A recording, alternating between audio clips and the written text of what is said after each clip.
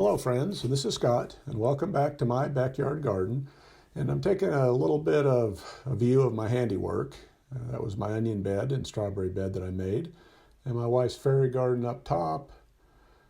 But I'm transforming my entire yard, and I might as well stay in theme, and I need to put in some more beds here along this rock wall as well as the rock wall down there where you see the onions that I got from a friend's house planted. So I've got more wall building to do and more bed prep. So I'm going to show you the complete process. This isn't a how to properly make a retaining wall because I'm not going to bring in a bunch of gravel and sand. I'm just going to level it out and do my best. Now here's, after a trip to Home Depot, the number of blocks that I got. I picked up 40 today. I had, I think, 13 left over from a previous part of the project, and then I had to go back and get another 25. In all, just under 80 block. I'm not going to show you all the intricate detail of how to properly make a wall because I'm not doing that.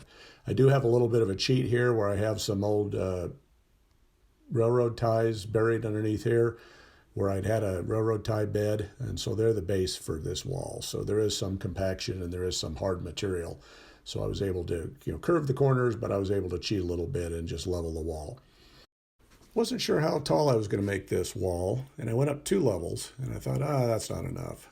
But I'm out of brick, or out of wall block, so I had to go back and get that extra 25. So I decided to go 3 levels high.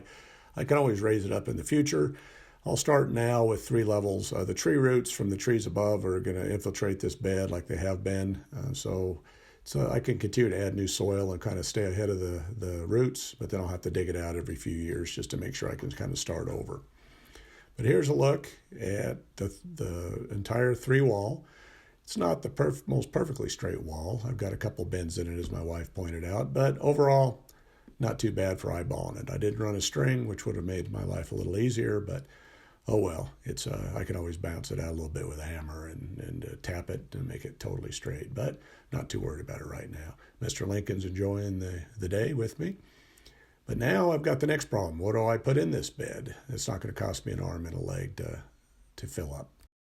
My first idea was that I went over to my old chicken run compost that I have in this black bin, and it's been in here for a couple months. It heated up a few times, and it's cooled back down now. It's not totally composted, but I'm going to use this for my very bottom base. So there's plenty of organic matter for earthworms and other organic life to thrive, and it'll break down over time, and the roots will get down deep. So I'll start with this material and see how far this goes to fill up this bed.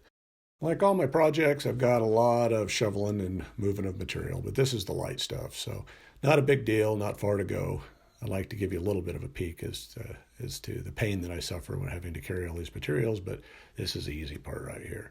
So again, this will be down deep in the bed. The bed's being raised about 14 inches, so this will be the very bottom few inches will be this material. So it took me a few trips to move this material. As you see, it went pretty far. It actually went probably 4 or 5 inches in this bed.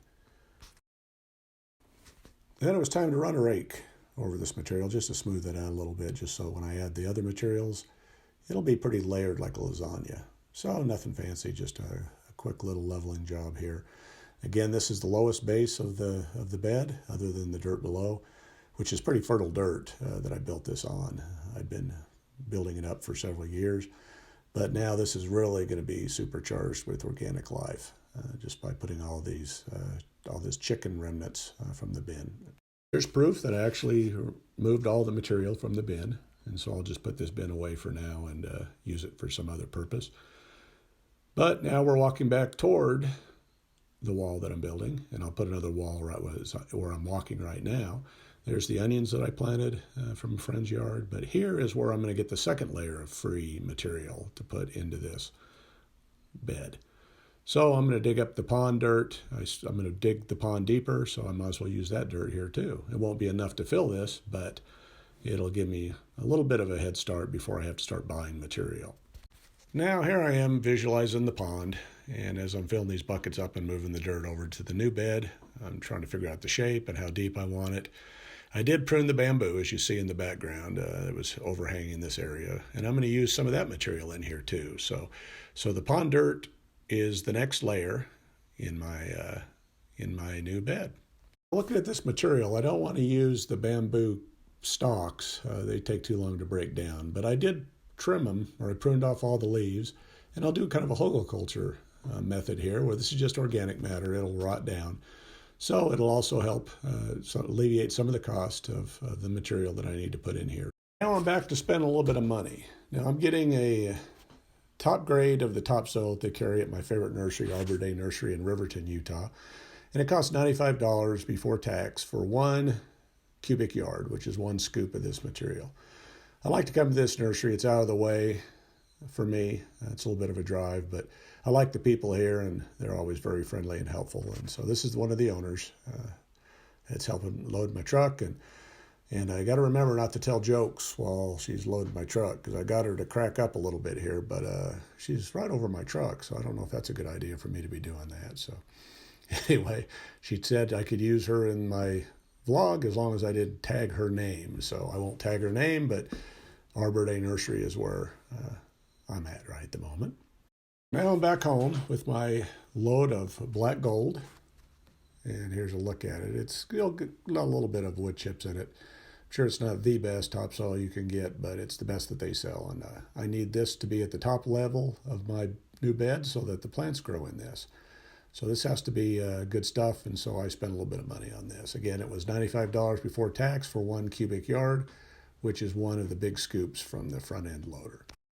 Now I'm going to show you my paint a little bit more. This is how far I have to walk from my previous videos. As you see me walking down the stairs in those videos, this is the rest of the journey. So I didn't want to bore you with stuff you've already seen, but it's a little bit of a walk from the truck to the new bed. Definitely not a spring chicken anymore, but this exercise keeps me going and keeps the weight off. So I like doing it, and it gives me time to think as I'm taking the multiple trips. And it took quite a few buckets full to get that cubic yard out of my truck. It only takes about an hour, though. It's not that big a deal. I usually get 2 cubic yards, but this time I only got 1 because the material is really heavy.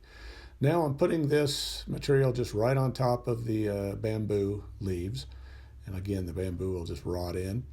I'm going to leave a little bit of headspace at the top for some bark for mulch once I get all my stuff planted, but that'll be another video that we'll talk, or another couple of videos probably that we'll talk about that. But right now I'm just going to haul these buckets and just keep on keeping on. I got a little bit of a reprieve being able to dump it from the top of the wall, so it saved me a few steps. But all in all, it took me about an hour to unload the truck probably if it took that long. But lots of trips and a little bit of exercise, so a little bit of sunshine, so it was a good day all around.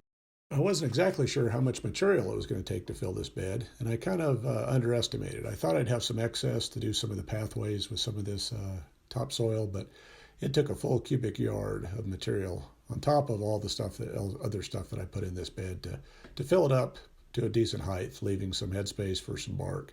So now I'm just taking a rake and just doing a quick little level job, nothing fancy. I just want to make sure that the spaces are filled in and that it's fairly level, because our next step will be planting another day. But I have one more thing to do with this bed before I plant it. Here's a quick look at the bed, and it looks okay. It's got a little bit of bamboo sticking up through it, but no big deal. I'll be adding more material, and again, I'll be digging in plants. I'm going to put some broccoli, cauliflower, cabbages, and things like that in here. Now, this is my bean trellis. It's very tall, and I use pole beans. That's what I grow, and they're easy to pick when they're up off the ground a little bit, and I can also pick them from above on the wall, so I generally don't need a ladder. Now, again, as I was mentioning, my last step that I always stress in any bed preparation is I water it in.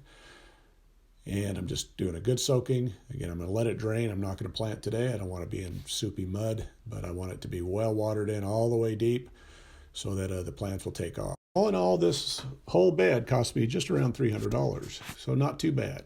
Well, thanks for watching, and if you like what you see, please subscribe to my channel. Thank you.